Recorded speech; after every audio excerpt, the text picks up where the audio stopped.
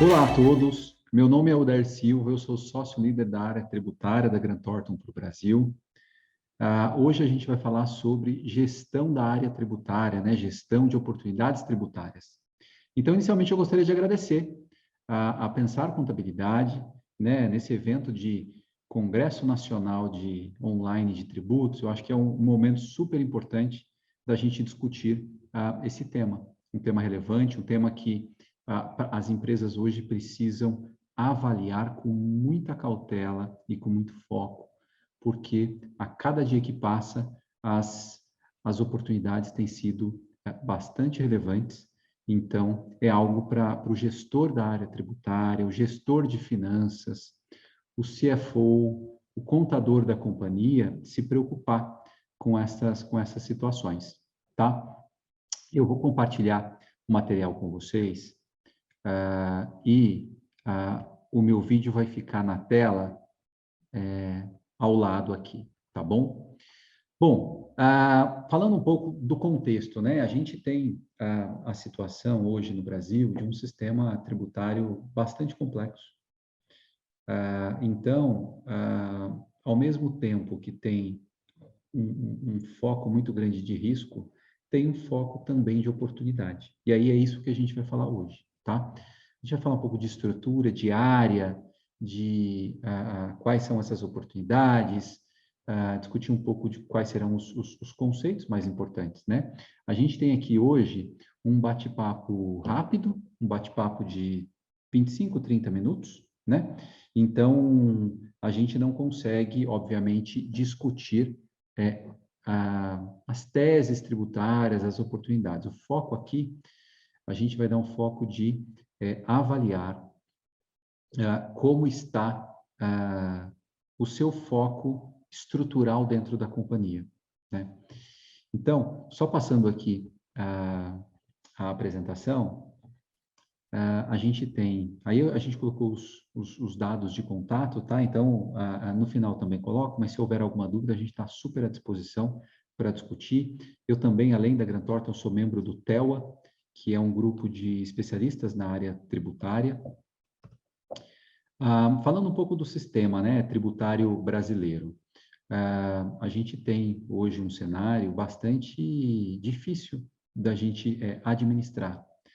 O Banco Mundial faz um estudo anualmente e a Endeavor colocou esse slide. Eu achei interessante que ele demonstrou de uma forma bastante didática que o Brasil gasta por ano para administrar a área tributária 1.500 horas, 1.501 horas. Então, como que isso se comporta no ranking, né? Foi pesquisado, né, os 190 países ao todo, e o Brasil está em quase na última colocação, ou seja, ocupa um cenário de muito gasto com foco, com energia em horas. Então, quando a gente olha isso no ranking, a média da OCDE, eu estou falando em 159 horas.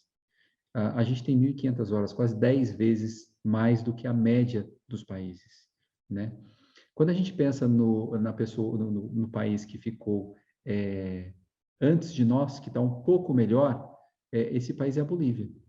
A Bolívia tem 1.025 e a gente tem 1.500. Não é que a gente perdeu por uma variação pequena em termos percentuais. A gente perdeu por 30%. É bastante relevante. Então, complexidade Brasil, 27 municípios, quase 6 mil, 27 estados, quase 6 mil municípios, é algo, e tributos, né? Tributos no nível municipal, tributo no nível estadual e, obviamente, no federal, é algo bastante relevante que a gente precisa repensar, né?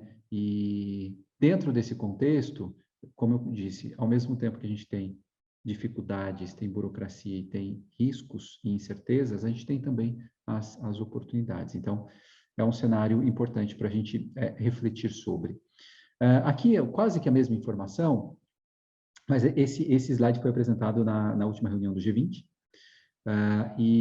foi colocado aí como cadeiras, né, das posições que sentaram à mesa do G20, as horas com gasto na área tributária. Você vê o Brasil aí como ou quão é diferente dos países. Até países que são tidos como países burocráticos, a gente fica muito, mas muito longe disso. Então, é algo para a gente refletir.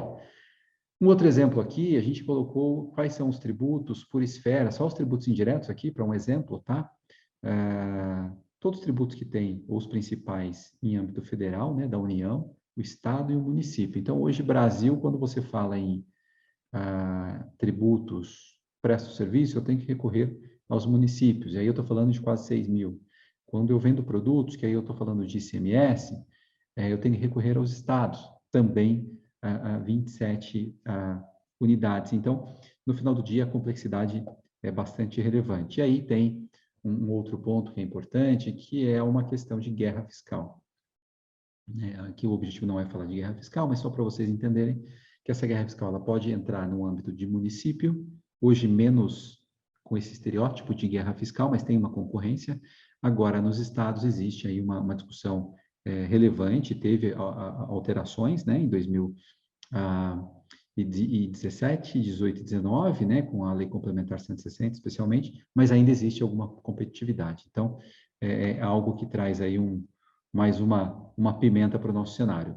A gente tem, eu trouxe aqui a carga tributária Brasil, só para demonstrar que a gente não tem uma carga tributária exatamente alta, tá? Talvez a gente tenha pouco retorno do governo, então, o Brasil tem 32%, esse número é de 2017, a média OCDE é de 34%. Então, os países mais desenvolvidos, geralmente a carga tributária é maior, e aí você vê países na casa dos 40 e pouco por cento em termos percentuais. Então, de novo, não temos uma carga tributária alta no Brasil, comparado com o mundo. O que nós temos é uma burocracia, um gasto alto com a preparação, não com o pagamento de tributos. Aqui um número só de América Latina e Caribe, e aí, neste caso, a gente se coloca como um país um pouco mais caro, né? A média de América Latina, eu estou falando de menos de 20%, e a gente está com 32%, então, sim, quando a gente fala da nossa região, a gente é caro do ponto de vista de carga tributária. Aqui um pouco de carga tributária com base em produtos, né? Toda aquela discussão de essencialidade, então tem produto aí que chega quase a 70%, né? Smartphone, 68%, jogos de vídeo, 72%, vinho importado, 69%. Então, imagina quando você pega um produto na prateleira, você pega uma garrafa de vinho, 69% daquilo é imposto, só 31% daquilo é produto em si, é preço, né? Então, algo para se pensar também. E aí, a gente olha uma pesquisa que foi feita entre 80 empresários pela Portal da Indústria, perguntando, com algumas perguntas, né, de múltipla escolha, podia responder mais de uma, sobre a carga tributária, o sistema tributário brasileiro. E, para nossa surpresa, a principal resposta foi carga tributária excessiva, né? 86% das pessoas, dos empresários que responderam, foi falando da carga tributária. Aí você vê que talvez o conhecimento em relação a padrão mundial é uma primeira hipótese.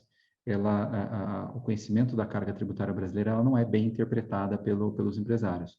E, às vezes, eventualmente, tem nessa resposta um componente da falta de retorno do governo em relação ao que você paga. Então, pode ter uma pegadinha, um trick question na questão. Mas só para vocês entenderem, depois custo elevado para recolhimento dos tributos, que é essa questão do gerenciamento, aí está muito em linha com o que acontece de fato. Tributação em cascata também é algo que a gente é bastante penalizado, e tributação sobre pagamento, que também no Brasil é bastante alta. Falando, então, dos conceitos importantes, né? Então, o Brasil não tem uma carga elevada, talvez a gente tenha uma dificuldade em sentir, ter o feeling desse retorno. O nosso sistema tributário é muito complexo e burocrático, né? E o sistema judiciário bastante moroso. A gente viu aí o julgamento da tese, que a gente chama de tese do século, né? Os jornais chamaram, que é a exclusão do ICMS na base de cálculo do PIS e COFINS, que demorou anos, né? Um recurso demorou 4 anos para ser julgado. Então, você vê quão moroso é. Mas a gente tem muita oportunidade. Aqui é meio copo cheio, gente. Burocracia, complexidade e sistema judiciário lento, oportunidade. Tem toda uma questão, não estou falando que isso é benéfico para o Brasil, pelo contrário, isso não é bom para o nosso ambiente de negócios, mas quando a gente fala em oportunidade tributária, existe lá um nicho, existe algo a ser buscado. Então, esse é o tema nosso aqui, entendo este cenário, vamos buscar oportunidades. Principais tributos: IR contribuição, né, IRPJ contribuição social, PIS e COFINS, ICMS e ISS. ISS, raramente a gente se depara com benefícios, tá?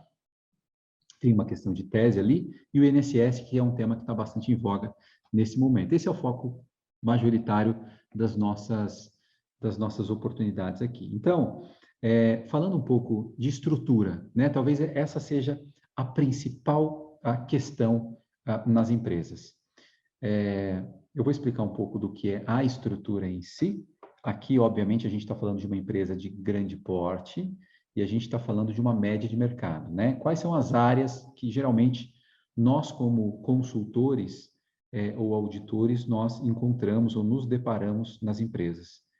A principal área é a primeira, compliance, que é o tradicional de executar a função fiscal, apurar os tributos, discutir o recolhimento desses tributos e preencher as obrigações acessórias, que no Brasil a carga horária é muito forte, porque as informações são extensas que a gente tem que reportar para o fisco. Essa é a primeira área. Depois, uma área de consultivo. São pessoas que aí, voltando no compliance, é uma área operacional, tá? O consultivo já é uma área metade operacional, metade estratégica, porque às vezes apoia também a área de compliance, mas tem um componente estratégico importante e relevante, né? Ela apoia as áreas de corporativas, área de vendas, discussão, vendo para lá, vendo para cá, como a gente faz. Então, a gente avalia o contexto e dá resposta. Então, é quase que um departamento de respostas aqui, né? Consulta-se esse departamento para avaliar uma situação específica, tá? Depois, a área de fiscalização, ou seja, apurei o tributo, recolhi, reportei para o fisco, depois de um dado momento, em até 5 anos, o fisco inicia um processo de fiscalização. As grandes empresas têm uma área para cuidar só disso. É uma área também operacional. A área de contencioso, que é basicamente a área jurídica, que cuida de todos os processos, defesas, né, administrativas e judiciais, e aí também não só a defesa, eu estou colocando aqui teses, tem até um contrassenso com o contencioso, né, porque a princípio o contencioso a gente discute no raciocínio primário os problemas da companhia, mas também tem as teses que podem ser discutidas, né? A gente vai entrar um pouquinho mais no detalhe mais adiante. Então, tem aqui o nosso jurídico tributário. E o último, e não menos importante, na verdade, o foco aqui da nossa conversa, é justamente o que eu chamei de estratégico tributário. No mercado, a gente vai escutar muito em área de planejamento tributário. Eu vou explicar o que faz sentido chamar de estratégico tributário. É uma área puramente estratégica, não é uma área que tem atividades, vamos dizer, diárias operacionais, né? É uma área que está focada muito a redução de carga tributária no bom sentido, tá?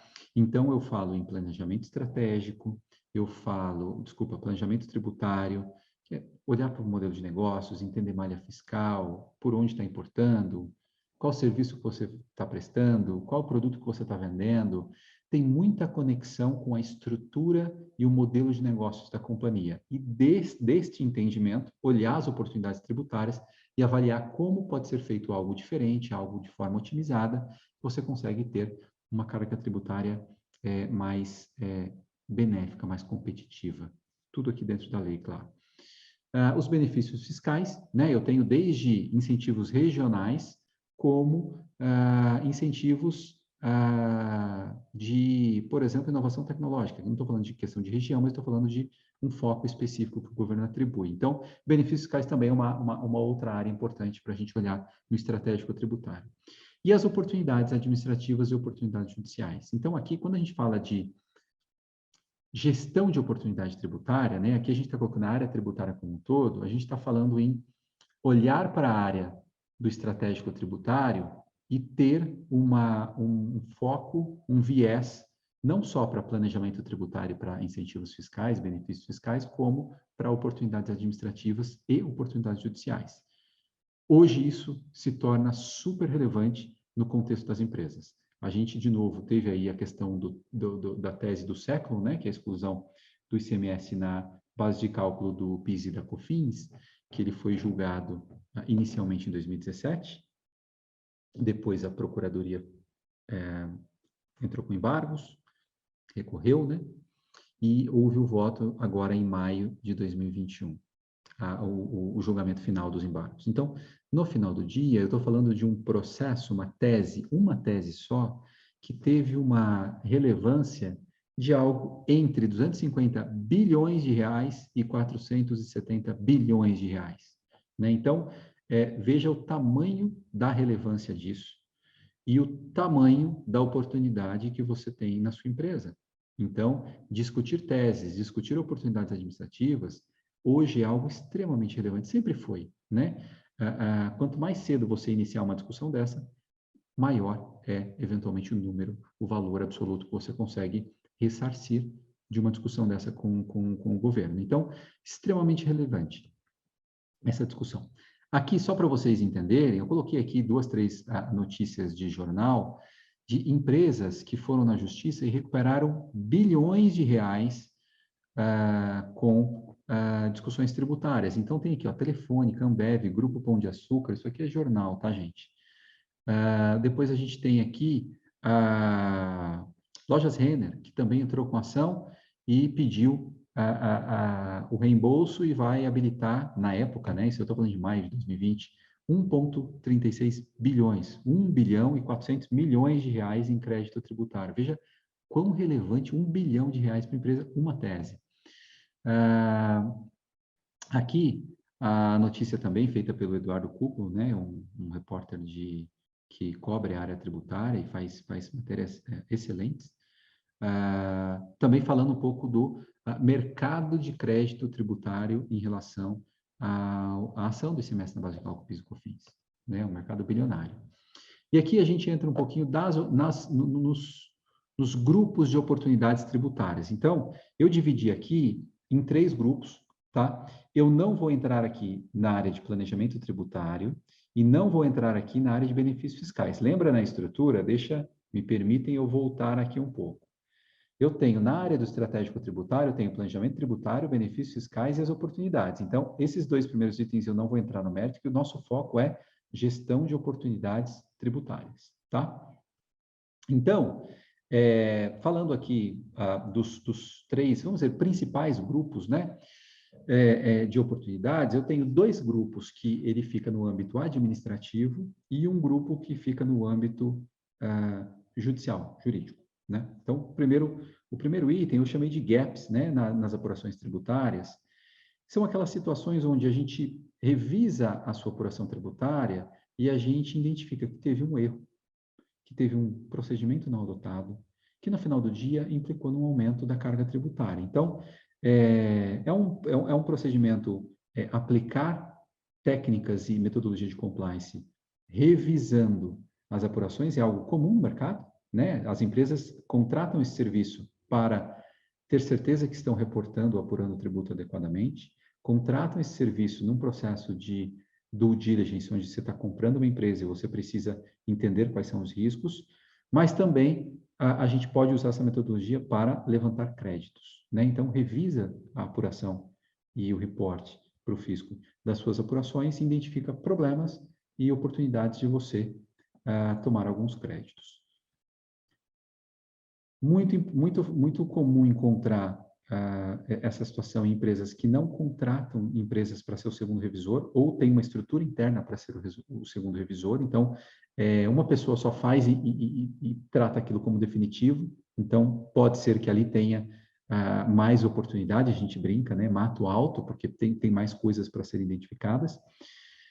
E também, quando a gente tem mudança de procedimento, né, imagina o seguinte, o STJ mudou o conceito de tomada de crédito para o PIS e COFINS. Alguém vai lá e toma a decisão de passar a tomar crédito daquilo a partir daquela data. Mas em algumas situações você pode voltar aos últimos 5 anos. Achamos crédito. Ou algum erro em relatório gerado pela companhia. Você cruza a contabilidade, cruza a apuração, não está fazendo sentido. Vai olhar, gerou-se um relatório XPTO que as informações não estão adequadas.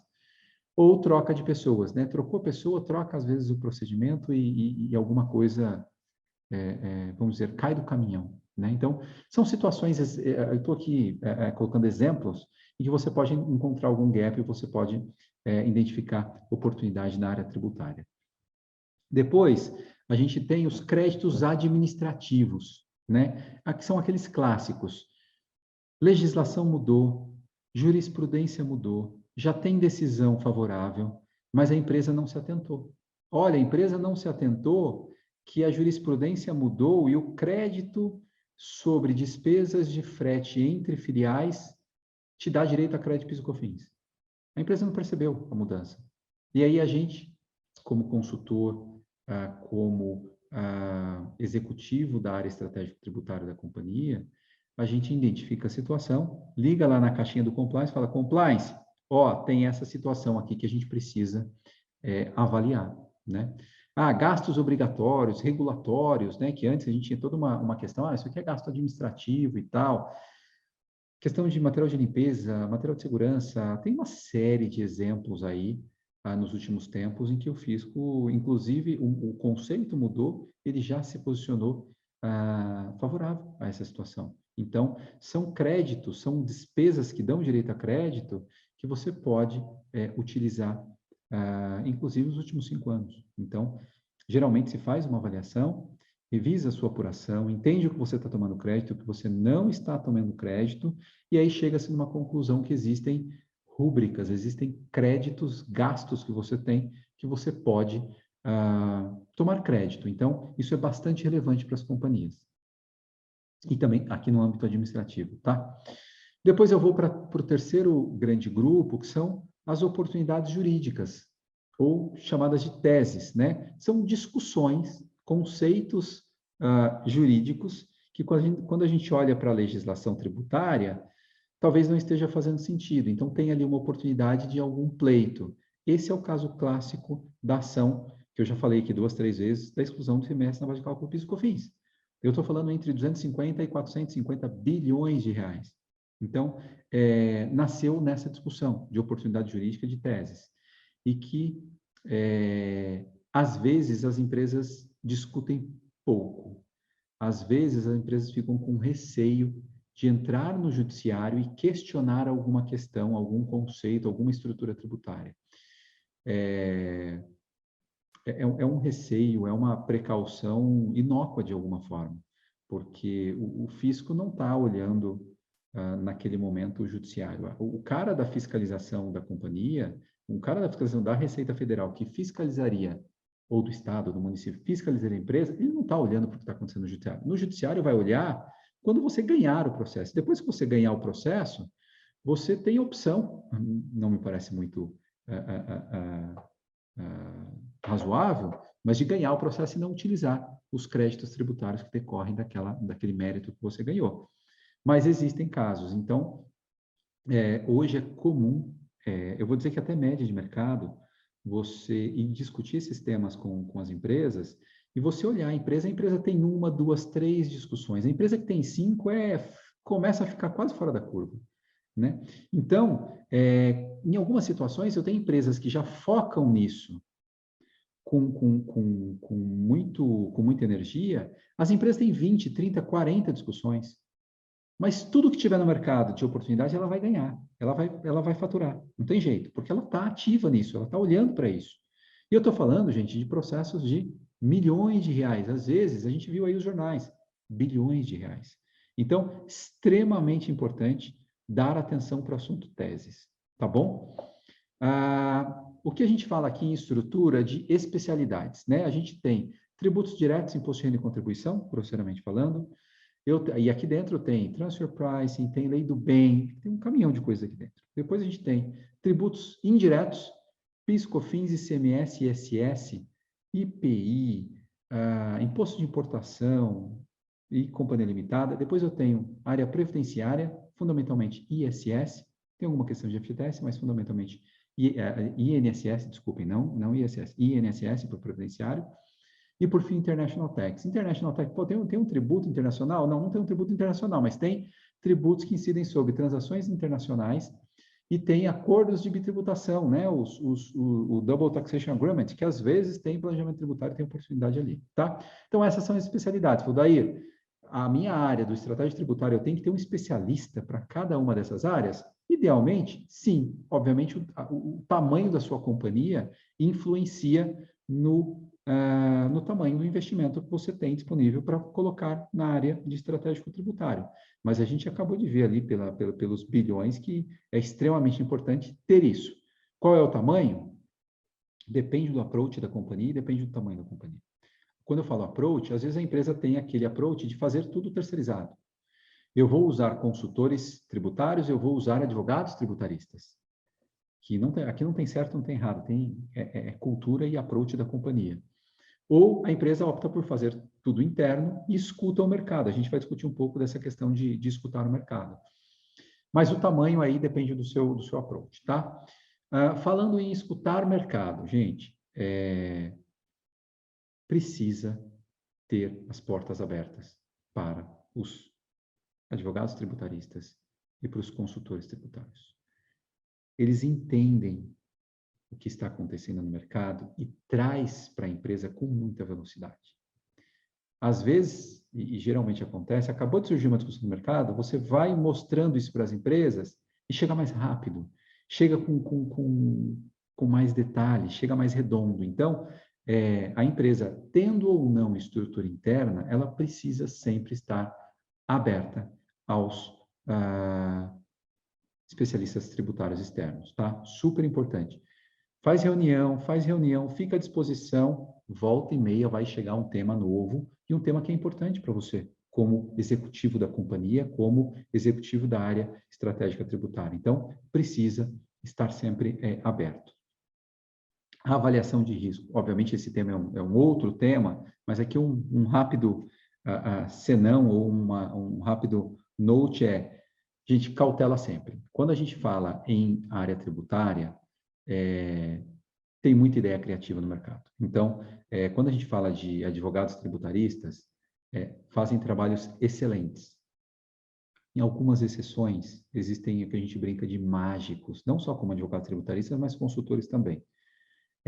Muita cautela em avaliar. Precisa analisar se faz sentido para o seu negócio. Precisa analisar se faz sentido do ponto de vista de legislação. Precisa avaliar se, eventualmente, no caso das teses especialmente, se já tem alguma decisão, alguma discussão, se o mercado está se movimentando nesse sentido, porque também não dá para você sair pedindo coisas que não fazem sentido, coisas que não se aplicam ao seu negócio, ou coisas que, de fato, não têm conexão nenhuma com a realidade. Então, cautela. Cautela é a recomendação do dia, tá? E aí, pessoal, falando aqui, por fim, quais são os conceitos super importantes que a gente discutiu aqui? Primeira coisa, ambiente tributário complexo, mas tem oportunidades. Aqui é meio copo cheio, lembra? Dá trabalho, tem risco, tem insegurança, é complexo, é verdade. Vamos olhar para o meio copo cheio? Vamos olhar o que tem de oportunidade, vamos buscar isso? Vamos trazer para a nossa companhia os benefícios disso? É uma oportunidade. Estrutura. Ter a estrutura do estratégico tributário, ter pessoas direcionadas a isso, é extremamente importante.